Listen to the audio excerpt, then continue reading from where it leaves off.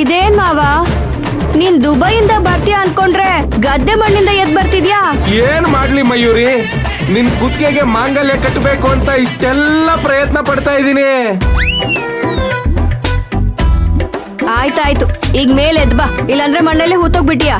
ಹೇಳು ಮಯೂರಿ, ನನ್ನನ್ನ ಮದುವೆ ಆಗ್ತೀಯೋ ಇಲ್ಲ ಈ ಟ್ರ್ಯಾಕ್ಟರ್ ನ ಹಚ್ಚಿ ನನ್ನ ಸಮಾಧಿ ಮಾಡ್ತೀಯೋ? ಈಗ ನೀನ್ ಎದ್ದು ಬರ್ಲಿಲ್ಲ ಅಂದ್ರೆ ನಿಜವಾಗ್ಲೂ ನಿನ್ ಮೇಲೆ ಟ್ರ್ಯಾಕ್ಟರ್ ಹಚ್ಬಿಡ್ತೀನಿ. ಮಯೂರಿ, ಕೊನೆ ಸಲ ಕೇಳ್ತಾ ಇದೀನಿ, ನನ್ನ ಮದುವೆ ಆಗ್ತೀಯಲ್ವೋ ಹೇಳು.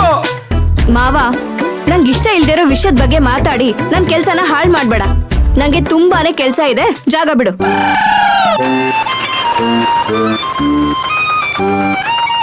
ಅಂದ್ರೆ ನಾನು ಕೆಲ್ಸ ಇಲ್ದೇ ಇರೋ ತಿರ್ಬೋಕಿನಾ?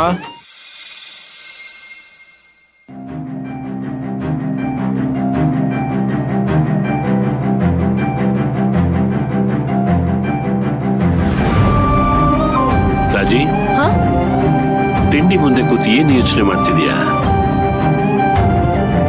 ಹಾಗೆಲ್ಲ ಅನ್ನನ ತಟ್ಟೆಲ್ ಕಾಯಿಸಬಾರ್ದು, ತಿಂಡಿ ತಿನ್ನು. ಮೊದ್ಲು ತಾರಕ್ಗೆ ಮದ್ವೆ ಮಾಡ್ಬೇಕು.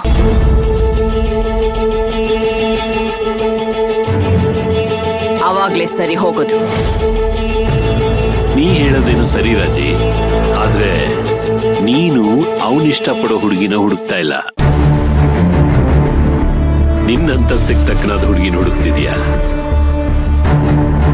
ಅಂದ್ಮೇಲೆ ಮದುವೆ ಹೇಗಾಗತ್ತೆ? ಹಾಗಂತ ಬೀದಿನ ಹೋಗೋಳ್ನ ಕರ್ಕೊಂಡ್ ಬಂದು ನನ್ ಸೊಸೆ ಮಾಡ್ಕೊಳಕ್ಕಾಗುತ್ತಾ?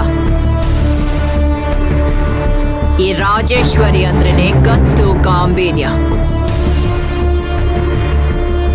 ನನ್ನ ಸ್ಟೇಟಸ್ಗೆ ತಕ್ಕಾಗಿರೋ ಹುಡುಗಿನ ಹುಡುಕಿ ನನ್ನ ಸೊಸೆ ಮಾಡ್ಕೊಳ್ತೀನಿ.